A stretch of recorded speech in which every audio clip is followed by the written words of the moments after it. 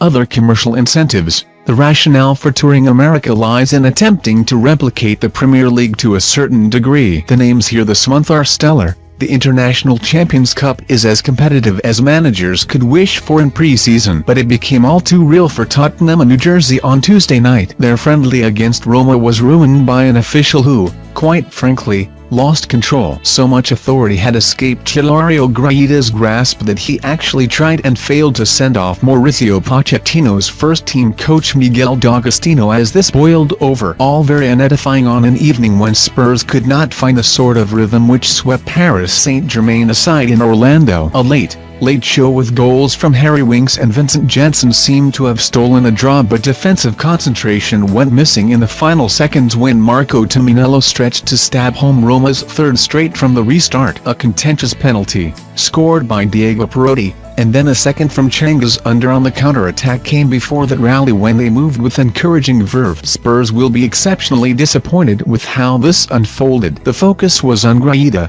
whose decision to penalize Harry Kane for a hefty challenge uncosters Manila's moments after turning down a penalty appeal after the pair tangled infuriated Spurs. D'Agostino was adjudged to have gone over the top, told to make his way down the tunnel by a nonchalant wave of the hand. He started and was then called back by his bench. What ensued was embarrassing for the American referee amid a brawl between the two sets of players. Pochettino became embroiled in an unseemly standoff, at one point being told to depart the technical area as well. He remained unmoved, arms crossed on the bench. So did D'Agostino. The match commander emerged in an attempt to carry out Graida's instructions. He failed. Such a placid managerial team would become so furious during a meaningless friendly tells its own story. Spurs were behind after 13 minutes in bizarre circumstances. Graida had initially waved play on when Nadia Nainggolan's cross struck the hand of Cameron Carter-Vickers. They broke at pace, up to halfway before Graida, a good 5 seconds after the incident,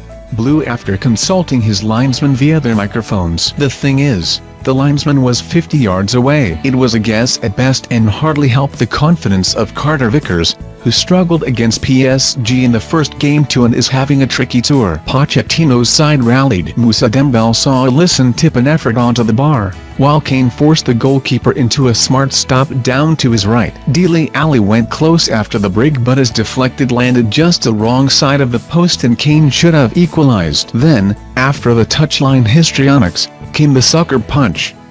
Roma moved at pace. Kevin Wimmer was unable to properly cut out a cross and Under arrived to stroke past Hugo Lloris. The youngsters were again given their chance, Kyle Walker-Peters ending the night with the most credit and Anthony Giorgio's rasping drive guided over by substitute Lukas Skorupski. Winks poached what appeared to be a late consolation after Janssen conspired to hit the post from 8 yards out. But they came again, Janssen sweeping in George's Kevin Coudu's clever cross and that looked settled in stoppage time. There was more, though, Tumminello sliding in the third. All eyes were on Graida, however, a baffling performance adding to Pochettino's frustration. Well, they did want these games to act as Premier League simulations.